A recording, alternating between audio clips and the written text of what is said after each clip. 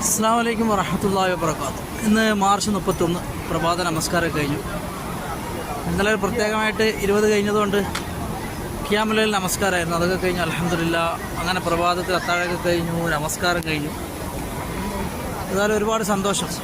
അള്ളാഹുവിൻ്റെ മഹനീയ ഭവനത്തിൽ ഹാജിമാരെ കൊണ്ട് തിങ്ങി നിറഞ്ഞിരിക്കുകയാണ് കേട്ടോ. ഏതായാലും സമയം ഏകദേശം 5:40 പ്രഭാത നമസ്കാരമൊക്കെ കഴിഞ്ഞു. അള്ളാഹുവിൻ്റെ ഭവനം കാണാം നമുക്ക് കേട്ടോ.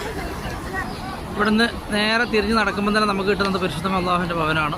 ഏതായാലും കഅബയിലെ നമുക്ക് പ്രഭാതത്തിൽ കൺകുളിർമയെ കാണാം. അതുപോലെ നമ്മുടെ ഈ വീഡിയോ കാണുന്ന എല്ലാ കുടുംബങ്ങളിലും അള്ളാഹു അനുഗ്രഹങ്ങൾ വർഷിച്ചേരട്ടെ ഈ പ്രഭാതത്തിൽ. അതുപോലെ തന്നെ വാർദ്ധക്യത്തിലിരിക്കുന്ന നമ്മുടെ കുടുംബങ്ങളിൽ ആരും കൊണ്ട് അവർക്കൊക്കെ അള്ളാഹു ദീർഘായുസ്സും ആഫിയത്തും കൊടുക്കട്ടെ. ആമീൻ യാ റബ്ബൽ ആലമീൻ. മാതാപിതാക്കളിലും മക്കളിലും കുടുംബാദികളിലും ഒക്കെ അള്ളാഹു അനുഗ്രഹങ്ങൾ വർഷിച്ചേരട്ടെ.